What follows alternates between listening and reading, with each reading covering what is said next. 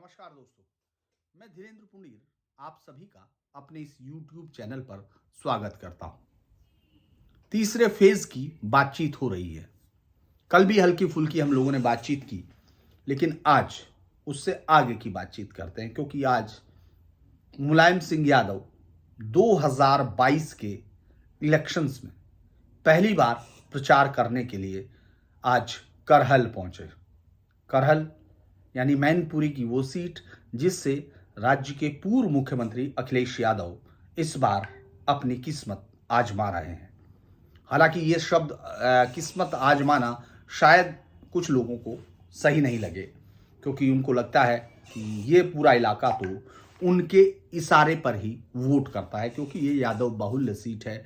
यहाँ 38-28, कुछ ने 28 लिखा है, किसी ने 38 से 40% तक यहाँ यादव मतदाता है, यानी जो लगभग 3.25 लाख वोटर्स की इस सभा पर 1,30,40,000 के करीब वोटर्स यहाँ यादव हैं। और वो इस बात के लिए पूरी तरह से ताकतवर तरीके से अपनी बिरादरी के कैंडिडेट को जिताने के लिए, या चूंकि इस पूरी बिरादरी को अगर एक लीडरशिप के तौर पर आप देखते हैं कि कौन इनका लीडर है, तो मुलायम सिंह यादव इस सवाल को बहुत पहले हल कर चुके। उनके बाद जब सत्ता की लड़ाई हुई तो उस लड़ाई में मुलायम सिंह यादव बहुत तरीके से, बहुत ही अच्छे सधे हुए तरीके से उन्होंने अपने भाई को कॉर्नर में बिठाया और अपने बेटे अखिलेश यादव को इस राज्य की और अपनी पार्टी की कमान सौंप दी। पहले राज्य की कमान सौंपी और फिर पार्टी की भी कमान सौंप दी, और धीरे धीरे अखिलेश यादव ही अब तमाम इस पूरे उस जो वोट बैंक है, जो मुलायम सिंह यादव का एक बड़ा ताकतवर वोट बैंक रहा, उसके अब नायक बन गए।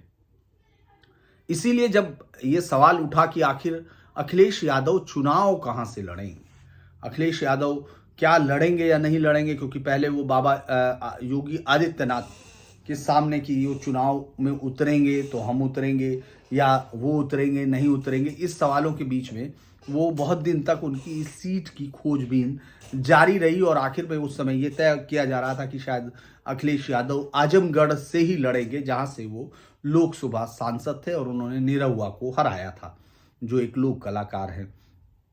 उसके बाद अगर हम मुलायम सिंह यादव, जो राज्य के पूर्व मुख्यमंत्री और अब भी सांसद हैं, उन्होंने मैनपुरी से चुनाव जीता था 2019 में।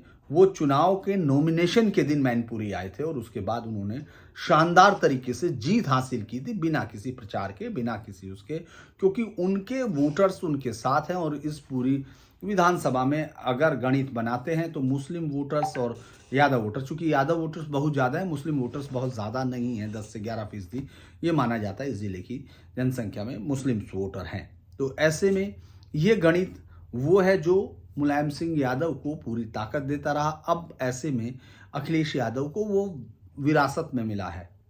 और इस पूरे चुनाव में जब यादव बेल्ट में जब ये पूरा रण घुसा, यानी इस पूरे रण की शुरुआत जब यादव बेल्ट तक पहुंची, तो मुझे लगता है कि बहुत सारे सवाल लोगों के जहन में आते हैं। हालांकि इन सब को अब आप सोशल मीडिया पर देख भी चुके, जो लोग बहुत चुनाव पर नज़र रखते हैं वही सब लोग इस तरह के हम लोगों को सुन भी रहे हैं, और वो तमाम अलग अलग जगह जाकर भी सुनते हैं।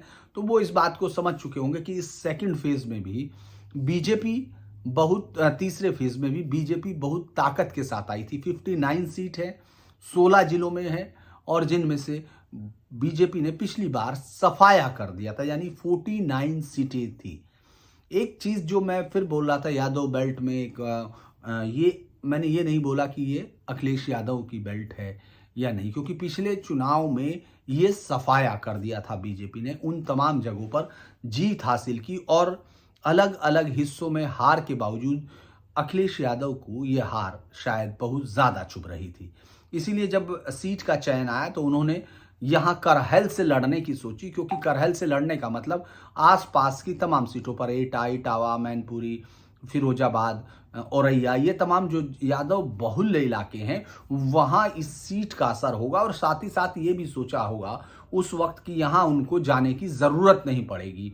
जैसे योगी आदित्यनाथ के लिए जब सीट का चयन हो रहा था तो कभी अयोध्या, कभी मथुरा और फिर लास्ट में वो गोरखपुर पहुंच गए। हालांकि उनकी कोई चर्चा इस तरह की नहीं थी कि वो खुद से कहाँ लड़ेंगे, लेकिन उनका बहुत सारी चीज़ों पर आपने देखा कि कहा भी गया। अखिलेश यादव भी उस पर तंज कसते रहे कि कैसे उन्होंने अपने लिए एक सीट मांगी थी, अयोध्या उनको नहीं मिली। तो ऐसे ही बहुत सारी पार्टियों ने कहा कि ये आजमगढ़ से यहाँ आकर क्यों, उनको वहाँ मुस्लिम यादव गठजोड़ पर शायद इतना भरोसा नहीं था, इसीलिए उन्होंने अपनी जो परंपरागत, चूंकि सैफई के बिल्कुल बराबर में है और उनकी अपनी सीट है, तो उन्होंने वहां आकर चुनाव लड़ने की तैयारी की। आज मुलायम सिंह यादव आए तब ये सवाल जरूर उठा, लोगों के जहन में आना शुरू हुआ कि आखिर मुलायम सिंह यादव को यहां आकर प्रचार करने की जरूरत क्या पड़ गई, क्योंकि करहल में आने की जरूरत नहीं है, ये बात तमाम समर्थक उनके कहते रहे, तमाम उनकी पार्टी के नेता कहते रहे कि यहां से अखिलेश यादव आसानी से जीत जाएंगे, उनको आने की जरूरत नहीं होगी। लेकिन वो भी आ रहे हैं और उनकी पार्टी के लोग भी, और आखिर में सुप्रीमो, एक समय के सबसे ताकतवर नेताओं में गिने जाने वाले उनके पिता अखिलेश यादव भी, वो अखिलेश यादव के लिए वोट मांगने यहां पहुंचे। इस पूरे में मुझे जो लगा कि क्या एसपी सिंह बघेल कोई चुनौती खड़ी कर पा रहे हैं, क्योंकि करहल वो सीट है जो पिछली बीजेपी की आंधी में भी बीजेपी जीत नहीं पाई थी। सोबरन सिंह यादव जो यहां से एक बार 2002 में बीजेपी के वोट, बीजेपी पर भी जीत चुके हैं, यानी बीजेपी का झंडा यहां फहराने वाले सोबरन सिंह यादव उसके बाद से लगातार समाजवादी पार्टी का जो झंडा है वो उठाए हुए हैं। और तब जबकि यहां आंधी दिख रही थी, तब भी 2017 में उन्होंने 38,000 के करीब से जीत हासिल की थी, यानी उनको 1 लाख के करीब वोट मिले थे। दूसरे नंबर पर बीजेपी वाला 65,000, 65,000 के करीब अपने वोट बैंकों के साथ रहा। तो इसीलिए ये बहुत ताकतवर सीट, अगर हम लोग ऐसे देखते हैं तो बहुत सेफ दिखाई दे रही है। ऐसा लगता है कि जैसे यहां कोई मुकाबला ना हो, लेकिन ये ऊपर की बात है। अगर आप ये महसूस कर रहे हैं कि खुद पूर्व मुख्यमंत्री मुलायम सिंह यादव पहुंचे हैं, इसके बाद शिवपाल सिंह हैं, वो भी वोट मांग रहे हैं, तेज प्रताप सिंह जो उनके भाई हैं, अखिलेश मतलब जो उन्हीं के परिवार में हैं, जो पहले सांसद भी रहे, वो यहाँ अपने पूरा गुणागणित लगा रहे हैं, तब से लगातार यहीं लगे हुए हैं। तो ऐसा क्या है कि मुलायम सिंह यादव के एसपीओ रहे और उनके शिष्य माने गए पॉलिटिक्स में, वो एसपी सिंह बघेल क्या वाकई कोई चुनौती खड़ी कर पा रहे हैं या नहीं, ये सबसे बड़ा सवाल है। लेकिन जिस तरह की सवालों के मैंने कहा कि क्या बीजेपी इसको नंदीग्राम मानकर चल रही है, क्या बीजेपी यहां इसको नंदीग्राम बनाना चाहती है? बीजेपी की लीडरशिप ने जब एसपी सिंह बघेल, क्योंकि सबसे पहला सवाल यही हुआ था कि जब अखिलेश यादव चुनाव के लिए जब उनका नाम पार्टी ने फाइनल किया, तो यह हुआ कि आखिर बीजेपी से इस चुनौती का सामना कौन करेगा, कौन ऐसा होगा, क्या यादव लीडर ढूंढा जाए, जैसा वो एक आध बार पहले प्रयास कर चुके मुलायम सिंह यादव के सामने और वो बुरी तरह बीजेपी हारी, तो वो होगा, या फिर कोई शाक्य होगा। लेकिन फिर बीच में एसपी सिंह बघेल का नाम आया, और बघेल वो है जो बीजेपी के, जो समाजवादी पार्टी के एक एक कार्यकर्ता को जानते हैं, यहां तक कि वो ये भी जानते हैं कि कौन पार्टी का नेता किस जगह पर, किस हिस्से में कितनी ताकत का इस्तेमाल कर सकता है, पैसे का इस्तेमाल कर सकता है या इमोशनल अपील कर सकता है। तो बीजेपी जब उनको लेकर आई तो मुझे लगता है कि ये बहुत ही बड़ी एक चुनौती को स्वीकार करने का, जवाब देने का एक बड़ा अंदाज रहा, और इसीलिए एसपी सिंह बघेल यहां बीजेपी की तरफ से बड़ी चुनौती बनकर उभरे। अब जब पूरा उनके काफिले पर हमला हुआ तो क्या वाकई कोई समीकरण बदले? उनके काफिले पर हमला क्यों हुआ? हमला करने वाले लोग जब अरेस्ट हुए तो उनका समाजवादी पार्टी से रिश्ता पाया गया। तमाम लोग, 2 लोगों को मतलब पुलिस ने पूछताछ भी की, तमाम चीजें हुई, और आखिर में सीआईएसएफ का कैंप, जो सीआईएसएफ की सुरक्षा है, उनको मिल गई, एसपी सिंह बघेल को। तो क्या जो मुस्लिम वोटर है, यादव वोटर है, इसके अलावा बाकी तमाम वोटर एसपी सिंह के साथ गोलबंद हो रहा है? क्या 2002 का झंडा यहां फहराने की कोशिश है?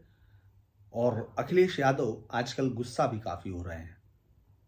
हालांकि ये बात मुझे लगता है कि वो बीजेपी वालों के लिए कह रहे थे, लेकिन आप देखेंगे कि जिस तरह से उन्होंने अपने कार्यकर्ताओं के उसमें, जब पुलिस उनको रोक रही थी आपस में झगड़ा करते हुए कार्यकर्ताओं को, तो उन्होंने कहा ए पुलिस, ए पुलिस।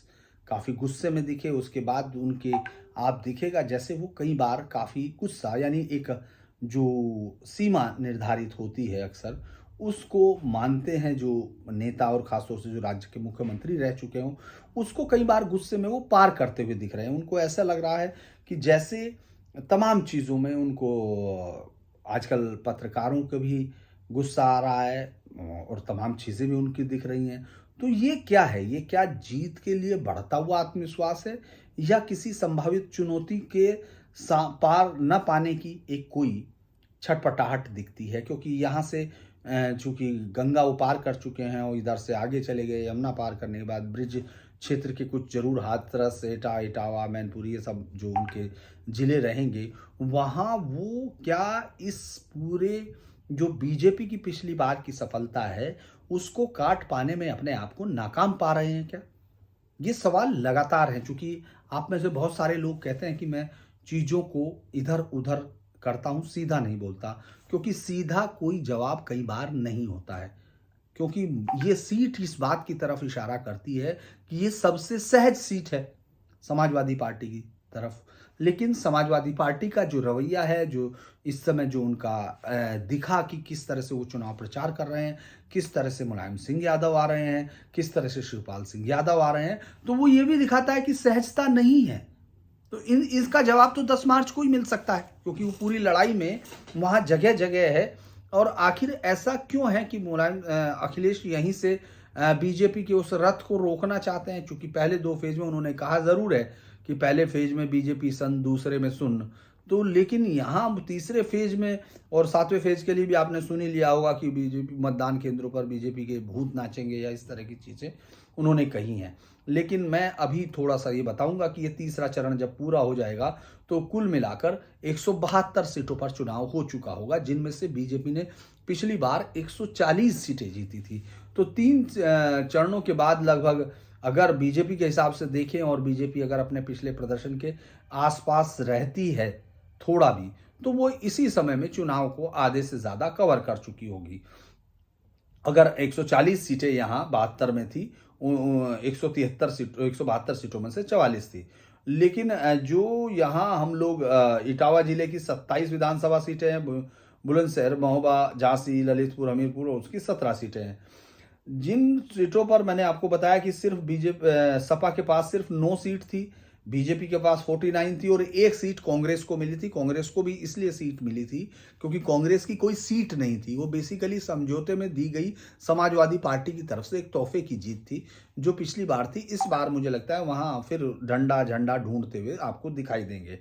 तीसरे चुनाव को हम लोग इसलिए भी कह रहे हैं कि पहले 2 चुनाव में लोगों को ये उलझन है कि आखिर समाजवादी पार्टी और गठबंधन का हुआ क्या, क्या बीजेपी को वो हटा पाने में, हालांकि मेरा मेरा मेरा अपना मत है कि बीजेपी को इतना नुकसान पहुंचाने में ये गठबंधन कामयाब नहीं हुआ है कि वो सत्ता की दहलीज पर जाने के लिए इसको अपने लॉन्चिंग पैड के तौर पर देख सके, और यही उसका सबसे बड़ा ताकतवर जगह भी थी जहां से वो ये क्रिएट कर सकता था। क्योंकि अब आगे जब भी बढ़ेंगे वो सिर्फ आजमगढ़ के इलाके में, मऊ उधर की तरफ के इलाके में ज़रूर मुस्लिम वोट के साथ, यादव वोट के गठबंधन के साथ थोड़ा ताकतवर दिखेंगे, लेकिन उसके अलावा उनके पास कोई बहुत इस तरह का कंक्रीट कॉम्बिनेशन नहीं दिख रहा है जो उनकी जीत का रास्ता उनके लिए साफ करता हो पूरी तरह से। मतलब ये तो वोटों के बाद होगा तय, बहुत सारे मुद्दों पर जो जिनको कहा जा रहा है समाजवादी पार्टी की तरफ से कि पुरानी पेंशन वाला इशू बहुत बड़ा है, इस पर बहुत बड़े लोग हमारी तरफ आ रहे हैं, और यहाँ एटा, इटावा, मैनपुरी, इधर महान दल जिनके साथ केशव मौर्य के साथ उन्होंने जो गठबंधन बनाया है, उनके मुताबिक यहाँ काफ़ी वोट हैं इधर उनके, और मौर्य वोटों को उनका लगता है कि वो इन वोटों के साथ, महान दल के साथ, इस पूरे समीकरण का वही उसी तरह से दोहरा पाएंगे जैसा उन्होंने यहाँ वेस्ट यूपी में उनके मुताबिक आरएलडी के साथ मिलकर किया। यहाँ शाक के कुर्मी लोध वोटर भी बहुत ज़्यादा है। मैंने आपको बताया कि ये तो है ही जो यादव बेल्ट है, जिसमें कि मैंने आपको फिरोजाबाद, हाथरस, मैनपुरी, एटा, कासगंज, औरैया, फर्रुखाबाद, कन्नौज, इटावा, झांसी, हमीरपुर और ललितपुर जिलों को भले यादव बेल्ट कहा जाता हो, लेकिन शाक के कुर्मी लोध वोटर भी बहुत हैं और इसीलिए यहाँ से 4 सीटों पर तीसरे चरण में अपना दल भी लड़ रही है। यानी 55 सीटें उनके पास हैं, तो इसीलिए अनुप्रिया पटेल यहाँ उनके साथ है। लेकिन महान दल के जो प्रमुख हैं केशव देव मौर्य, वो इस इलाके में चुनाव प्रचार कर रहे हैं, क्योंकि उनकी पत्नी फर्रुखाबाद से टिकट पर लड़ रही है समाजवादी पार्टी से। और मुझे लगता है कि बीजेपी के कई नेताओं को ऐसा गैर यादव ओबीसीज को सपा ने टिकट दिया है और बसपा से आए हुए दलित नेताओं को, कि इसमें दलित आबादी भी 17% है। अगर आप इस तरह गौर करते हैं तो बैलेंसिंग ताकत यहाँ बहुत सारी हैं जो समाजवादी पार्टी के यादव उसको रोकती हैं। वो लोग कहते हैं कि कोशिश यही की जा रही है कि महंगाई, बेरोजगारी, लेकिन ये एक ऐसा मुद्दा है जो तमाम जगह पर चल रहा है, तो यहाँ कोई अलग उसका असर होगा ये भी बात बहुत ज़्यादा नहीं है, क्योंकि इस बात को उतार पाने में बहुत ज़्यादा जो न्यूट्रल वोटर है उनके सामने अभी तक समाजवादी पार्टी या गठबंधन ऐसे लगता है कि जैसे नहीं दिखाई दे रहा हो। आवारा पशुओं का मुद्दा है, इस पर हम लोग कई बार बात कर चुके हैं, ये काफी बड़ा मुद्दा है, लेकिन ये इतना बड़ा भी मुद्दा नहीं दिख रहा कि आप जाति का बैरियर तोड़कर आप दूसरी जो जातियां इस समय बीजेपी के समर्थक हैं उनके लोग इस मुद्दे पर अपना जो बीजेपी का वोट बैंक है उसको छोड़कर वो वापस गठबंधन के खेमे में चले जाएं, ऐसा होता हुआ कहीं नहीं दिख रहा। तो लिहाजा यहाँ भी है, हालांकि आलू की बेल्ट है, आलू का ये इलाका है, अगर कन्नौज वनौज के आसपास देखते हैं तो ये बात वहाँ सरकार पर कि अभी बहुत अच्छा इंतजाम नहीं हुआ आलू, लेकिन आप आलू के किसानों से बात करोगे तो वो आपको आसानी से बता देते हैं कि 2 साल बेहतर होता है, तीसरे साल फिर ठंडा आता है। ये एक मार्केट का रुख है और ये हमेशा से चलती हुई परंपरा है कि 2 साल बहुत अच्छा आलू बिक जाता है, तीसरे साल उसको कूड़े में होता है, क्योंकि बहुत ज़्यादा, और वो साल कोई कंटिन्यूएशन में नहीं, पहला साल अच्छा हो सकता है, फिर दूसरे साल ही खराब हो सकता है, या पहले दोनों साल में से पहला ही साल खराब हो जाएगा तीसरे में से, इस तरह भी बहुत बार होता है। तो ये लेकिन बीजेपी अपने आप को ये बता रही है कि उसने जो काम किया, यहाँ भी सबसे बड़ा मुद्दा अगर किसी चीज़ का आप देखेंगे तो यादव, चूंकि वो सबसे ज़्यादा ताकतवर है, तो उसके खिलाफ बाकी जातियों का जो गठबंधन तैयार किया था, यानी गैर यादव ओबीसीज को जोड़कर जो 2017 की ताकत बीजेपी ने हासिल की थी, वही इस वक्त मुझे लगता है कि इस समय का मुद्दा भी वही दिख रही है। हालांकि चूंकि अखिलेश यादव चाहते हैं कि वो यहाँ लड़ें तो अपनी पार्टी का पूरा वोट बैंक वो हासिल कर ले, ताकि उनका जो पिछली बार गया था वो वोट बैंक आता हुआ दिखे। अगर हम इसको देखें तो एक सीट करहल की अगर हम लोग उसको देखें कि करहल में क्या हुआ था, इसमें विधानसभा में बाबूराम यादव जो है 9वीं विधानसभा में लोकदल से जीते, 10वीं विधानसभा जनता दल, 11वीं विधानसभा जनता पार्टी सेकुलर, ये आपको याद होगा चौधरी चरण सिंह की पार्टी है जो रही थी, मतलब उससे पहले जो बनी थी जनता पार्टी सेकुलर। 12वीं विधानसभा में और 13वीं विधानसभा में वो समाजवादी पार्टी तब तक बन चुकी थी और उससे बाबूराम यादव जीते। फिर 14वीं पार्टी में विधानसभा में 14वीं विधानसभा में उन्होंने भारतीय जनता पार्टी के सोबरन सिंह यादव ने इस सीट पर जीत हासिल की थी। ये बड़ा ही इंटरेस्टिंग समीकरण था, क्योंकि वो सीट पूरी तरह से पूरी ताकत के साथ समाजवादी पार्टी के पास रही थी और ऐसे में बीजेपी का गढ़ उन्होंने बनाया। लेकिन फिर उसने साथ के साथ सोबरन सिंह यादव बीजेपी छोड़कर सपा में शामिल हुए और उसके बाद 15वीं, 16वीं, 17वीं विधानसभा समाजवादी पार्टी के हाथ रही। पिछली बार भी उन्होंने इसको जीता था। इसके अलावा करहल में जो है 2012 में 92,536 वोट मिले थे। 2014 का जो चुनाव हुआ था उसमें सांसदी में, उसमें 1,41,068 वोट मिला था। 2017 में 1,04,000 वोट मिले और जब 2019 में मुलायम सिंह यादव चुनाव लड़े लोकसभा का, उस वक्त इस विधानसभा में 1,18,133 वोट उनको यहाँ मिले थे। जो 2019 का इलेक्शन था लोकसभा वाला।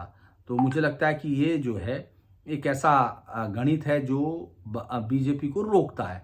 लेकिन थर्ड फेज में बीजेपी जो जीती थी उसमें रनर्स अप जो रहे थे, मैंने आपको बताया था कि जीतना अलग था। बीजेपी 9 सीटों पर दूसरे नंबर पर रही थी, यानी 59 सीटों में 49 जीती थी, 9 पर दूसरे नंबर में थी।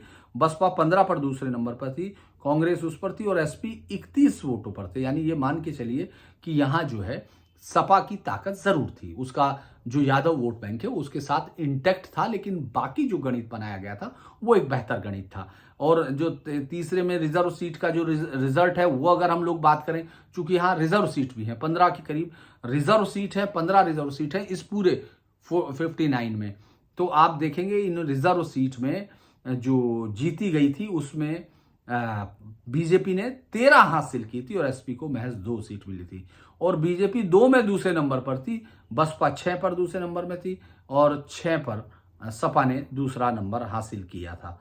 तो मुझे लगता है कि ये एक बहुत ही इंटरेस्टिंग था, क्योंकि यही रिजर्व सीट अगर आप 2012 में देखते थे तो सपा ने 11 सीटों पर जीत हासिल की थी, यानी 15 में से 11 पर सपा जीती थी और तभी उसने सत्ता भी हासिल की थी।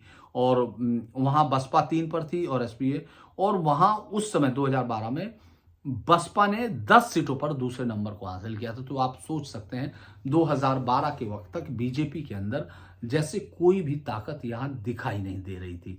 उसके बाद धीरे धीरे बीजेपी ने यहाँ जैसे ही मोदी प्रधानमंत्री बनते हैं तो पूरे उत्तर प्रदेश में जैसे पूरी चीजें बदल कर रह गई हों। अगर हम लोग मैं मार्जिन वाइज भी आपको बता सकता हूं कि इनका मार्जिन क्या क्या था, लेकिन ये बात मुझे लगता है कि थोड़ा सा एक और चीज मैं बताता हूं, क्योंकि जिस तरह से लालू प्रसाद यादव लगातार 3 बार हारे, उसके बावजूद उन्होंने किसी भी नए पार्टी कार्यकर्ता को पाटलिपुत्र सीट से नहीं दे रहे हैं, ये एक अलग है। और इसी तरह से family oriented politics Mulayam Singh Yadav को भी उसी तरह से मास बेसिस अपनी वो लगातार खोते हुए जा रहे हैं। वो किसी भी नए किस्म के लोगों को ट्राई नहीं कर रहे हैं, नया ब्लड उसमें नहीं आना है। गुन्नौर सीट मैंने आपको बताया था कि किस तरह से गुन्नौर जैसी सीट यहाँ 1985 में जिसमें पुष्पा देवी जीती और यहाँ राम खिलाड़ी सिंह यादव रहे। उसके बाद खुद मुलायम सिंह यादव बाईपोल में 2004 के आए थे, क्योंकि जब मुख्यमंत्री पद के लिए हुआ था तब रिकॉर्ड मतों से ये सीट हासिल हुई थी। उसके बाद 2007 में फिर समाजवादी पार्टी मुलायम सिंह यादव जीते थे। प्रदीप कुमार 2009 चूंकि उन्होंने सीट छोड़ दी थी तो बाईपोल में चले गए, और उसके बाद राम खिलाड़ी यादव। लेकिन 2017 में अजीत कुमार यादव ने वो सीट जिस पर मुलायम सिंह यादव रिकॉर्ड मतों से जीते थे उसको एक लोकसभा चुनाव के आंकड़े को हम लोग नेशनल इलेक्शन स्टडीज का CSDS का डाटा है, उसमें 2014 का ये आंकड़ा था जिसमें कि उन्होंने 73% यादव वोटर्स सपा के पास गया था, जो 2009 में था।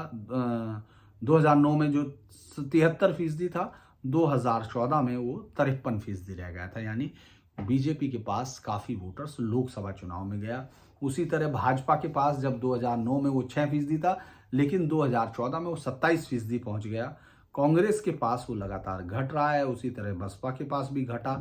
ये एक कम्युनिटी वाइज सपोर्ट, मुझे लगता है कि हम लोग इस पर डिस्कस नहीं करें तो ज़्यादा बेहतर है। यादव वोटिंग पैटर्न अगर 2019 लोकसभा पोल का देखें तो कांग्रेस को 5%, बीजेपी को 23% और महागठबंधन को ये 60% टर्न अप हुआ था। मुझे लगता है कि ये एक बहुत बड़ा आंकड़ा आपको बताता है कि यादव वोटर्स किस तरह से इंटैक्ट रहा है मुलायम सिंह यादव परिवार के। लेकिन पिछले कुछ समय से मुझे लगता है कि जो बीजेपी ने ये गणित तैयार किया है कि किस तरह से गैर यादव वोटर्स को इकट्ठा किया जा सके, वो गणित अभी भी मुझे लगता है इस बार भी थर्ड फेज में आपको दिखाई देगा। और बीजेपी चूंकि हालांकि हम लोग ये देख रहे हैं, जैसे आपने अभी देखा होगा कि भदौरिया, एक जो आशा भदौरिया जो उनकी इटावा से जीती हुई बीजेपी वोटर हैं, उनकी विधायक को आपने अलग तरीके से एक वीडियो भी वायरल हो रहा है जिसमें वो कह रही हैं कि जिन लोगों को हमने अनाज दिया, दाना वो दिया, और वो अगर हम लोग जाते हैं तो वो अब मुंह पर हाँ भी नहीं कह रहे हैं, हूं भी नहीं कर रहे हैं। ये सब चीजें दरअसल ये चीजें वापस आपको उसी तरफ इशारा कर रही हैं जो मैं बार बार आपको बताता हूं कि स्थानीय विधायकों का काफी विरोध है। ये क्यों है, इसके लिए तो बहुत सारे कारण हैं जिन पर हम लोग इस चुनाव के बाद भी चर्चा करेंगे कि आखिर ऐसा क्या हुआ कि योगी लोकप्रिय हैं लेकिन उनके विधायक अलोकप्रिय हैं। ये कैसे संभव है कि एक मुख्यमंत्री अपने विधायकों की लोकप्रियता से आगे हो और विधायक उस एक दो इलाके का हो तो चलता है, ज्यादातर इलाकों में आप देखेंगे कि ये शिकायत सामने आती है। और आप खुद ही देख रहे हैं विधायक इस तरह से बात कर रहे हैं तो इसका क्या मतलब है। लेकिन चुनाव में फिर आप देखेंगे बात मुद्दों की होगी, बात जाति की होगी, तो उस वक्त फिर बीजेपी की रणनीति काम करेगी कि वो अपने विधायकों को योगी जिता कर लाएंगे अपने दम पर, और नहीं तो उनके विधायक इस पार्टी की अलग अलग सीट पर पार्टी को पीछे करने में कामयाब होने की कोशिश करेंगे। यानी ये लड़ाई बड़ी दिलचस्प होगी। लेकिन बात हम अभी तीसरे फेज में ये कर रहे थे कि क्या नंदीग्राम का जिक्र भी इसीलिए आया क्योंकि वो गुस्सा, वो हमला, कैंडिडेट्स पर हमला, वो इस तरह की चीज़ें आपने वहाँ भी देखी थी। चूंकि मैं वहाँ साक्षी रहा इसलिए मुझे वो याद आया, इसीलिए मैंने उसको लगा कि क्या ऐसा हो सकता है, ये डर है, क्या ये चीज़ बन सकती है। क्योंकि एसपी सिंह बघेल, हालांकि सब लोग लिख रहे हैं कि क्या ऐसा होगा, हालांकि मैं अभी भी ये मानता हूँ कि यहाँ उलटफेर करना बीजेपी का एक सपना जरूर है, लेकिन ये आसान नहीं है। इसको चूंकि वहाँ जो वोटर्स है उसका वोटिंग परसेंटेज आपको बहुत ऊपर दिखेगा, और अगर ये पोलिंग 70-75 से ऊपर चला जाता है तब हम लोग ये मान सकते हैं कि शायद नंदीग्राम की छाया यहाँ तक पहुंची है। क्योंकि नंदीग्राम का जिक्र इसलिए भी आया है क्योंकि ममता बनर्जी अखिलेश यादव को समर्थन देने के लिए कोलकाता से लखनऊ आई, उन्होंने बातचीत की। हालांकि वो कहीं प्रचार करने नहीं गई लेकिन प्रेस कॉन्फ्रेंस जरूर की। और मुझे लगता है कि जब उनको देखा होगा पूर्व मुख्यमंत्री अखिलेश यादव ने, तो उनको ये ज़रूर याद आया होगा कि ये एक हारी हुई सीट, ये एक जीती हुई अपनी सीट पर हार कर आई हुई मुख्यमंत्री हैं। इतनी ताकत के साथ आई हुई इनकी पार्टी, और वो खुद चुनाव हार गई। उसके बाद वो फिर वापस दूसरी सीट से जीत कर वापस आ चुकी हैं। लेकिन ये बड़ा इंटरेस्टिंग सा मुझे लगता है कि एक फिनोमेना है जो यकीनन नेताओं को याद आता है। तो उसी तरह से समाजवादी पार्टी को भी ये याद आ रहा होगा कि कहीं ऐसा तो नहीं कि बहुत सारी चीज़ें थी जो हम लोग बात करते थे, और भी कई विषयों पर बात करनी थी कि किस तरह से ये परिवारवाद का हट ही नहीं रहा है आरोप, तो वो वहाँ भी रहेगा। लेकिन आज के लिए मुझे लगता है इतना ही। कल फिर आपसे मुलाकात होगी इसी तरह। हो सकता है कल आपसे फील्ड में मुलाकात हो, क्षेत्र में मैं रहूं, लेकिन तब तक के लिए नमस्कार। एक बार फिर आपसे अनुरोध है कि आप इस वीडियो को लाइक कीजिए, सब्सक्राइब कीजिए, शेयर कीजिए। क्योंकि एक दो वीडियो आपके बहुत ही ज़्यादा, आप उसको बहुत ताकत दे देते हैं, फिर थोड़ा सा नीचे आता तो मुझे लगता है कि पता नहीं क्या चीज़ रही होगी। लेकिन मैं इस पूरी घटना को आपके साथ पूरी ताकत के साथ, और हाँ, मैं मेरा वॉइस कुछ लोगों को कम आता है, तो मैं कल इसका माइक, चूँकि आज मिल नहीं पाया, आज वो था, लेकिन मैं कल से एक नए माइक पर ट्राई करूँगा। हो सकता है कि ये शिकायत दूर हो। आप अपने क्वेश्चंस भी भेज सकते हैं, अपने विचार भी दे सकते हैं, जिनको मैं अगले वीडियो में शामिल करता रहूँ। नमस्कार, शुभ रात्रि।